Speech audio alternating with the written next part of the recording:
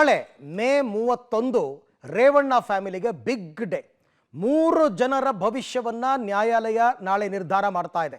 ರೇವಣ್ಣ ಅವರ ವಿಚಾರ, ಭವಾನಿ ರೇವಣ್ಣ ಅವರ ವಿಚಾರ ಮತ್ತು ಪ್ರಜ್ವಲ್ ರೇವಣ್ಣ 3 ಜನರ ಬೇರೆ ಬೇರೆ ಅರ್ಜಿ ವಿಚಾರಣೆಗಳು ನ್ಯಾಯಾಲಯದಲ್ಲಿ ನಾಳೆ ಬರ್ತಾ ಇದೆ. ಹಾಗಾಗಿ ನಾಳೆ ಯಾರಿಗೆ ಸಿಹಿ ಯಾರಿಗೆ ಕಹಿ, ಏನು ಎತ್ತ, ಇಡೀ ಫ್ಯಾಮಿಲಿಯಲ್ಲಿ ತಂದೆ ತಾಯಿ ಮತ್ತು ಮಗ 3 ಜನರ ಭವಿಷ್ಯ ನಾಳೆ ನ್ಯಾಯಾಲಯದಲ್ಲಿ.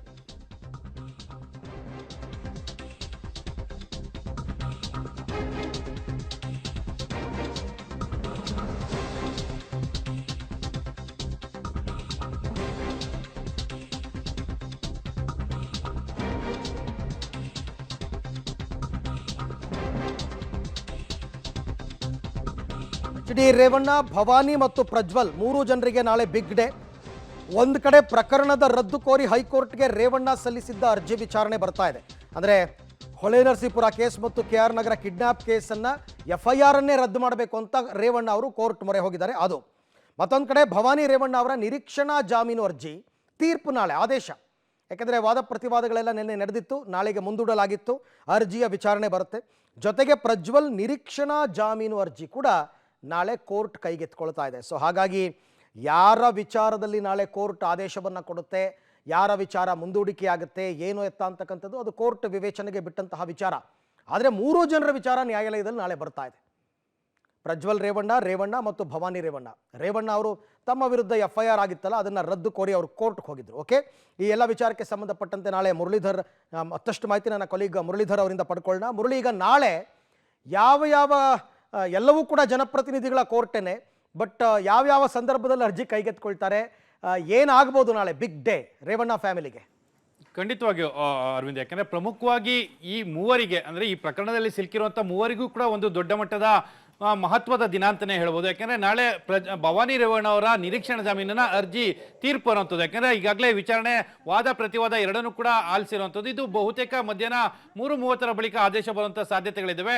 ಯಾಕೆಂದ್ರೆ ನಿನ್ನೆ ಒಂದಷ್ಟು ಮಾಹಿತಿಗಳನ್ನ ಕೊಡ್ತಾ ಇದ್ರು. ಭವಾನಿ ರೇವಣ್ಣ ಅವರು ಕೂಡ ಈ ಪ್ರಕರಣದಲ್ಲಿ ಯಾವ ರೀತಿಯಲ್ಲಿ ಇನ್ವಾಲ್ವ್ಮೆಂಟ್ ಇದ್ದಾರೆ, ಜೊತೆಗೆ ಸಹ ಆರೋಪಿಗಳು, ಅಂದ್ರೆ ಈಗಾಗಲೇ ಈ ಪ್ರಕರಣದಲ್ಲಿ 7 ಜನ ಆರೋಪಿಗಳನ್ನ ಬಂಧನಕ್ಕೊಳಪಡಿಸಿದ ಹಿನ್ನೆಲೆಯಲ್ಲಿ ಅವರ ಜೊತೆಯಲ್ಲಿ ಆಡಿಯೋ ರೆಕಾರ್ಡ್ಗಳಿರ್ಬೋದು, ಜೊತೆಗೆ ಅವರಿಗೆ ಕಾನ್ವರ್ಜೇಷನ್ ಅನ್ನ ಮಾಡಿರುವಂಥದ್ದು ಇರ್ಬೋದು, ಮತ್ತು ಅವರ ವಿಡಿಯೋ ತುಣುಕುಗಳನ್ನ ಮಾಡಬೇಕು ಅಂತ ಹೇಳಿ ಹೇಳಿರುವಂಥದ್ದು. ಇದೆಲ್ಲದ್ರ ಬಗ್ಗೆನೂ ಕೂಡ ಒಂದಷ್ಟು ಮಾಹಿತಿಗಳಿದ್ದಾವೆ ಅಂತೇಳಿ ನೆನೆ ಕೋರ್ಟ್ಗೆ ಒಂದಷ್ಟು ಮಾಹಿತಿಗಳನ್ನ SIT SPP ಅವರು ತಲುಪಿಸುವಂತ ಪ್ರಯತ್ನಗಳನ್ನ ಮಾಡಿದ್ರು. ವಾದ ಪ್ರತಿವಾದವನ್ನು ಆಲಿಸಿದಂತ ನ್ಯಾಯಾಲಯ ನಾಳೆ ಮಧ್ಯಾಹ್ನ 3:30ಕ್ಕೆ ನಿರೀಕ್ಷಣಾ ಜಾಮೀನಿನ ಅರ್ಜಿಯನ್ನ ಇತ್ಯರ್ಥ ಮಾಡುವಂಥದ್ದು ಮತ್ತು ಆದೇಶವನ್ನು ಕೊಡುವಂಥದ್ದು.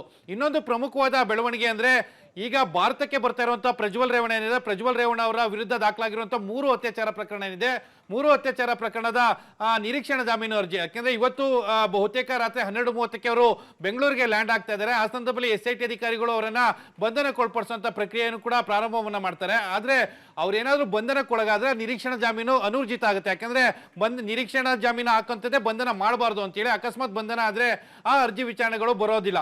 ಅಕಸ್ಮಾತ್ ಅವರು ತಪ್ಪಿಸ್ಕೊಂಡು ಇವತ್ತು ವಿಚಾರಣೆಗೆ ಅಂದ್ರೆ ಭಾರತಕ್ಕೆ ಬರದೇ ಇರುವಂತದ್ದು ವಿಚಾರಣೆಯನ್ನ ನೋಡ್ಕೊಂಡು ಏನಾದ್ರು ಮುಂದಿನ ದಿನ ಬರುವಂತ ಪ್ರಯತ್ನಗಳಾದ್ರೆ ನಾಳೆ ಅರ್ಜಿ ವಿಚಾರಣೆ ಕೂಡ ಕೈಗೆತ್ಕೊಳ್ತಾರೆ.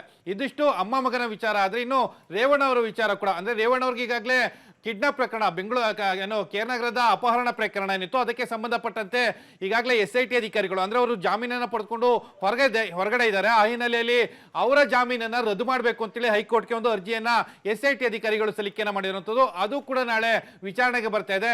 ಒಂದು ರೀತಿಯಲ್ಲಿ ಇಡೀ ಕುಟುಂಬದ ಭವಿಷ್ಯ ತೀರ್ಪು ಆಗುವಂಥದ್ದು ಹೈಕೋರ್ಟ್ ಇರ್ಬೋದು ಮತ್ತು ಜನಪ್ರತಿನಿಧಿಗಳ ಕೋರ್ಟ್ ನಲ್ಲಿ ಅಂತ ಹೇಳ್ಬೋದು. Aravind, okay, thank you Murali ತಮ್ಮ ಎಲ್ಲ ಮಾಹಿತಿಗಾಗಿ. ಒಟ್ಟಾರೆ ನಾಳೆ ರೇವಣ್ಣ ಫ್ಯಾಮಿಲಿಗೆ ಬಿಗ್ ಡೇ.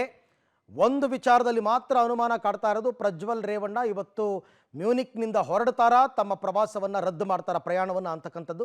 ಅದು ಕೂಡ ಹೆಚ್ಚು ಕಡಿಮೆ ಮಧ್ಯಾಹ್ನ 2-2:30 ಅಷ್ಟೊತ್ತಿಗೆ ಕನ್ಫರ್ಮ್ ಆಗಿಬಿಡುತ್ತೆ. ಹೊರಟಿದ್ದಾರಾ ಇಲ್ವಾ ಅಂತಕ್ಕಂಥದ್ದು ಗೊತ್ತಾಗುತ್ತೆ. ಬಟ್ ಯಾವುದಕ್ಕೂ ಚಾನ್ಸ್ ತಗೊಳ್ಳೋದು ಬೇಡ ಅನ್ನೋ ಕಾರಣಕ್ಕೋಸ್ಕರ ಈಗಾಗಲೇ SIT ಅವರು ಏರ್ಪೋರ್ಟ್ನಲ್ಲಿ ಬೀಡು ಬಿಟ್ಟಿದ್ದಾರೆ. ಟಿಕೆಟ್ ಕೂಡ ಕನ್ಫರ್ಮ್ ಆಗಿದೆ. ಸೊ ಹಾಗಾಗಿ ಎಲ್ಲವೂ ಅಂದುಕೊಂಡಂತಾದರೆ ಪ್ರಜ್ವಲ್ ಇವತ್ತು ಮಧ್ಯರಾತ್ರಿ ಬೆಂಗಳೂರಿಗೆ ಬರಬೇಕು. ನಾಳೆ ನ್ಯಾಯಾಲಯ ಈ ಒಂದೇ ಕುಟುಂಬದ 3 ವಿಚಾರವಾಗಿ ಭವಿಷ್ಯವನ್ನು ನಾಳೆ ಏನು ಎತ್ತ ಅಂತಕ್ಕಂಥದ್ದನ್ನು ಬರೀತೆ.